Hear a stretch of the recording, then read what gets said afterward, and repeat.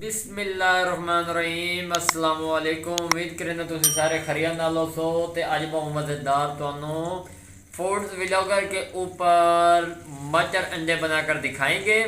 तो जिन्ना दोस्तों साडे चैनल को सब्सक्राइब लाइक शेयर फॉलो नहीं किया जल्दी जल्दी ना कर दियो ताकि ये जो मज़ेदार वीडियो तो तक पहुँचती रह। घी साडा गर्म हो चुका, आवाज़ मारन लग गया। विच असीं 3 प्याज पेंदे पे। बिस्मिल्लाहिर्रहमानिर्रहीम। इंशाअल्लाह तो मज़ा आएगा। नाल नाल तो गाइड की जासो। चेक कर लो घ्यो दे विच असीं प्याज़ां नूं पा दिता है। प्याज साडे विच भुजण लग जासन।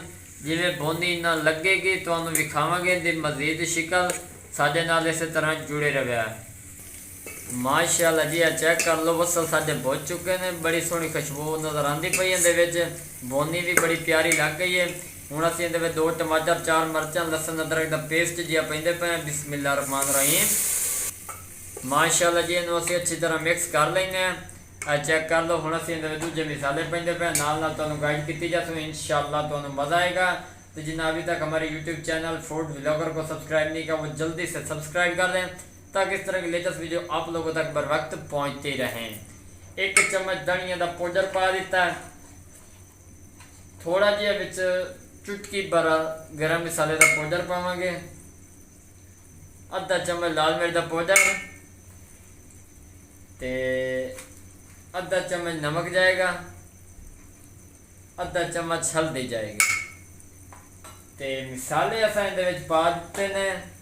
तो आज सामने असीं इन्हां नूं मिक्स करेंदे पे हैं। चेक कर लो बहुत ही मज़ेदार अज दे मटर और अंडे तैयार होंगे।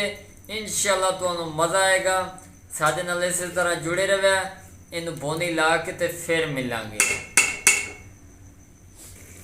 माशाअल्लाह चेक कर लो बोनी जी लग गई है। बड़ी सोहनी बोनी लगी है। तो घी का नितार तुहानूं दिखा दें। सब तो अहम चीज़ है की करो जो घी का नितार आ जाए तो समझो तुहाडी बोनी लग गई है। तो हुण असीं इहदे विच अंडा तोड़ के पेंदे पे। बिस्मिल्लाहिर्रहमानिर्रहीम। तुहाडे सामने तोड़ के पाया ताकि तुहाडे ज़हन डाउट ना होवे। अंडे का कह के विच अंडा नहीं पाया। अंडा असीं ये विच पा दिता है। इनू असीं अच्छी तरह विच मिक्स कर लेंगे। ज़्यादा नहीं करांगे तो क्योंकि असीं इनू बुलबुले जी अगर नहीं तो मिक्स करांगे तो मोटे मोटे रहेंगे तो ज़ायका मज़ीद बेहतर आएगा। तो हुण ही असीं इहदे विच पा देने मटर। मटर भी तो तुहानूं कहे सी कि मटर ही असीं पा रहे हैं क्योंकि ग्रेवी बड़ी प्यारी बनी हुई है। तो अंडे नूं असीं विच नहीं तरोड़ांगे। माशाअल्लाह जी चेक कर लो। हुण असीं मटर पेंदे पे। बिस्मिल्लाहिर्रहमानिर्रहीम।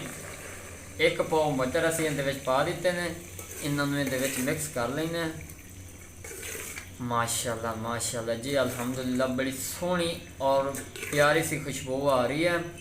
असीं इहनूं भुनी लैने आ मटरां नूं अंडे दे नाल। उस तो बाद फिर तुहानूं असीं इहदी शक्ल विखाइने आ। माशाअल्लाह चेक कर लो भुनी इहनूं लग गई है। बड़ी प्यारी जी भुनी लाई असां। तो हुण असीं इहदे विच पानी पेंदे पे। पानी ज़्यादा नहीं पावना, सिर्फ आधा कप पावना। बिस्मिल्लाहिर्रहमानिर्रहीम। इहदे नाल ये होएगा जिहड़े साडे मटर हैं वो असीं गालने ने। अंडा तो साडा वैसे माशाअल्लाह तैयार सी इहदे विच। ते बहुत ही उम्दा तरीके नाल तैयार करांगे। इंशाअल्लाह तुहानूं मज़ा आएगा। नाल नाल तुहानूं गाइड करते जावांगे। चैनल नूं सबसक्राइब लाइक शेयर जरूर कर दिया है। इंशाअल्लाह कोई देर बाद फिर मिलांगे। माशाअल्लाह सुभान अल्लाह जी मुकम्मल तौर पर मटर अंडे साडे तैयार हो चुके हैं। बहुत ही खूबसूरत और क्रिस्पी तरीके नाल तैयार हो। ग्रेवी बहुत मज़ेदार नज़र आती पई है। माशाअल्लाह जी पानी साडा काफ़ी हद तक खुश्क हो चुका है। तो मटर भी गल चुके हैं। अंडे वैसे साडे रेडी हैं। तो हुण असीं इहदे विच खुश्क मेथी पेंदे पे टेस्ट कर ताकि एक प्यारा जिहा ज़ायका आ जाए। बिस्मिल्लाहिर्रहमानिर्रहीम। ये तुहाडे सामने देख लो बिल्कुल आसान तरीका है। अगर वीडियो पसंद आ जाए चैनल को सब्सक्राइब जरूर कर दिया है। चेक करो जी सिर्फ और सिर्फ 2 तो 3 मिनट का वक्फा देने हैं। उस तो बाद असीं तुहानूं उतार के विखावांगे। बहुत ही उम्दा और मज़ेदार साला है। माशाअल्लाह सुभान अल्लाह जी चेक कर लो मटर अंडे साडे तैयार हो चुके हैं। बहुत ही मज़ेदार उम्दा तरीके नाल तैयार किए गए हैं जी। बिस्मिल्लाहिर्रहमानिर्रहीम। अगर वीडियो पसंद आ जाए तो चैनल में सब्सक्राइब लाइक शेयर जरूर कर दिया ताकि जो नवी तो नवी वीडियो तुहाडे तक पहुँचदियाँ रहन। चेक कर लो, बहुत ही मज़ेदार और आसान तरीके नाल तैयार किया गया। अगर वीडियो पसंद आए तो चैनल में सपोर्ट कर दिया, दुआओं याद रखे। तब तक के लिए इजाज़त चाहते हैं। अल्लाह हाफिज़।